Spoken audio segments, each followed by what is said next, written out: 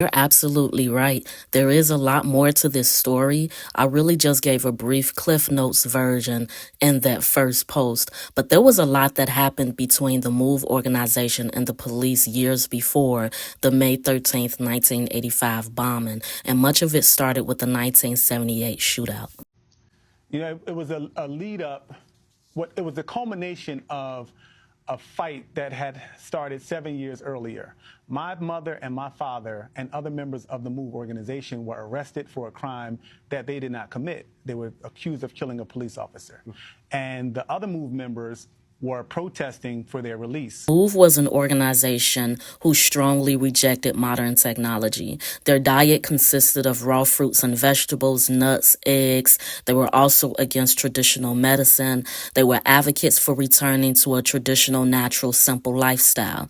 The problem is that this lifestyle clashed with their neighbors and with the police. Complaints ranged from everything from the children running around naked, the garbage being disposed of in the yard, the usage of outhouses instead of traditional toilets and indoor plumbing, too many animals, and much more. Before y'all take Delta First Class to the comments, I'm not saying this justifies the excessive force that ultimately killed children. What I am saying is that MOVE's central mission to revolt against societal structures naturally conflicted with their neighbors. The odor from the garbage in their backyard attracted roaches and rats.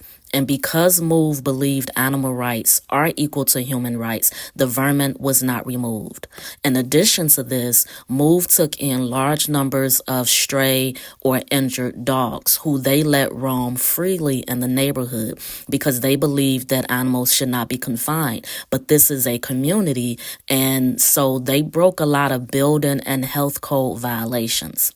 On the other side, there was the killing of Janie Africa's 3-week-old baby by police that happened in March of 1976 that people say was the turning point in their radicalism. Like they went hard against the powers that be when that baby died. And so this back and forth between MOVE, the neighborhood, and the police went on for about a year until they reached a deal on May 3rd, 1978, where MOVE was supposed to move out by August 1st in exchange for some of their members being released from jail. There's some discrepancy with this, as some say that MOVE never agreed to the pact. In any event, the city moved to enforce the eviction as soon as the 90 days were up, to include a 24-hour surveillance on the group, which led the members to barricade themselves inside of their homes. So then the mayor at the time, Frank Rizzo, who was already hella racist and just needed a reason, eventually had the police create a blockade around the headquarters of where MOVE members were staying and tried to starve them out. They cut off their food and water supply.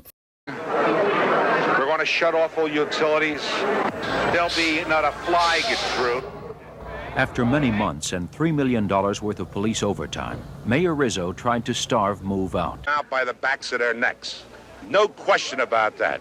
Children are not. There was a time when they also flooded the basement with water to try and get them out of the building. And then after the water, then came the smoke, the tear gas, and then the shots started going off, and it was literally a war zone. The police eventually forced everybody out, and then the beating of Delbert Africa happened, which was also a big deal. They tore down the house and sentenced 9 MOVE members to life in prison for allegedly killing a police officer.